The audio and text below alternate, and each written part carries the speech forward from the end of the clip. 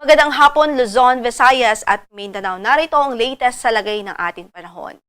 Easterlies pa rin ang weather system na umiiral sa Southern Luzon, sa buong Kabisayaan at sa eastern section ng Mindanao. At sa kasalukuyan, wala po tayong inaasahang malawakan o widespread na pag-ulan sa malaking bahagi ng ating bansa. Dahil nga po dyan at mainit at maalinsangang panahon pa rin ang inaasahan natin sa katanghalian hanggang hapon huyan. Pero yung mga localized thunderstorms o yung mga pagkidlat, pagkulog ay pwede pa rin po nating maranasan any time of the day at saan man bahagi ng ating bansa ay posible pong magkaroon ng mga thunderstorms. Kung kaya saan man ang lakad natin sa araw na ito, huwag hong kalimutang magdala pa rin ng mga pananggalang.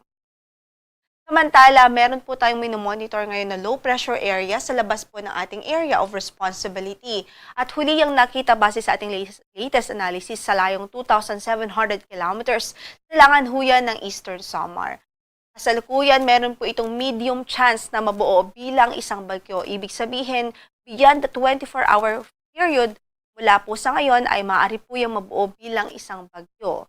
At sa ating analysis at projection, base sa kanyang track, nakikita po natin, posible po that by Sunday ay lumapit o pumasok ito sa ating area of responsibility. At once na pumasok po yan ang ating PAR bilang bagyo, ay papangalanan po natin siyang si Bagyong Francisco. Sa nakikita po natin track, malaki ang tsansa na upon entering the area of responsibility o sa kanyang paglapit sa ating PAR, ay magre-recurve din po ito papunta hong Southern Japan. Kumbaga saglit lang ho itong mamamalagi sa ating area of responsibility at nananatiling mababa ang tsansa na ito ay maglandfall sa anumang bahagi ng ating lupaan. Gayunpaman, ang nakikita po nating senaryo ay maaari po itong mag-enhance ng southwest monsoon o habagat by next week. At yung southwest monsoon na yan o yung habagat, yan po yung magdudulot ng pagulan sa ilang bahagi ng ating bansa. Kaya stay tuned po at mag-monitor sa ating mga updates ukol dito sa weather disturbance na ating minomonitor dahil kumbaga may uncertainty pa ho, lalo na't malayo pa po. Ating forecast, bahagyang maulap hanggang sa maulap pa rin ang inaasahang papahurin sa Metro Manila at natitirang bahagi ng Luzon at unstable pa rin yung ating atmosfera kung kaya posible pa rin ang mga thunderstorms anytime of the day. Sa Metro Manila ay 25 to 33 degrees Celsius ang inaasahang temperatura, 18 to 25 sa Baguio City, 16 to 33 sa Lawag, 26 to 33 sa Tugigaraw, 27 to 33 sa Legazpi, at 23 to 31 naman sa Tagaytay City.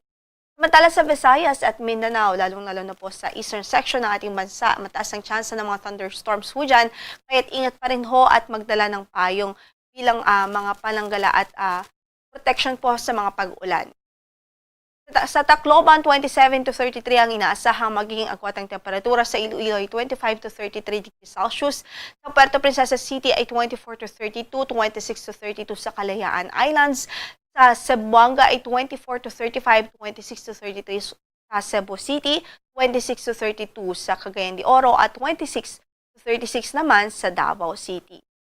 Wala po tayong gale warning na nakataas ngayon sa anumang bahagi ng ating bansa, panayad hanggang sa katamtaman ng magiging pag-alon sa malaking bahagi ng ating bansa. Mula Friday hanggang weekend, inaasahan pa rin natin ang bahagyang maulap hanggang sa maulap na kondisyon ng karagatan ng kalangitan dito po sa Metro Manila at natitirang bahagi pa ng Luzon at dito sa mga key cities natin such as sa Baguio City at Legazpi City. Kung may mga pag-ulan man po, ay dulot po yan ng mga thunderstorms o at pagkulog.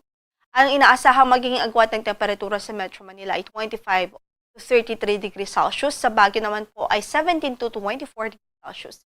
Sa Legazpi City ay 26 hanggang sa 34 degrees Celsius naman. Sa Cebu, Iloilo at Tacloban City, wala rin ho tayong inaasahang widespread o malawakang pag-ulan maliban sa mga localized thunderstorms.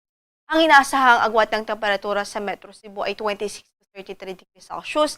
Iloilo naman ay 25 to 34 degrees Celsius. Sa Tacloban ay 26 hanggang sa 33 degrees Celsius. Sa Mindanao, wala rin po tayo nakikitang mataas na tsansa ng mga malawakang pag-ulan o widespread na pag-ulan iban sa mga isolated o mga pulong-pulong pagbuhos ng ulan. Dito po sa Davao ay 25 hanggang sa 33 ang inaasahang magiging agwatang temperatura. Sa Cagayan de Oro ay 25 or 24 to hanggang sa 32 degrees Celsius at sa Zamboanga City ay 25 hanggang sa 33 degrees Celsius. Ang sunset natin today is 6:27 in the evening at bukas ay sisikat ang araw sa ganap na alas 5:28 ng umaga. Yan ang latest mula dito sa Pag-asa Weather Center. Ito po si Lori de la Cruz. Magandang gabi po.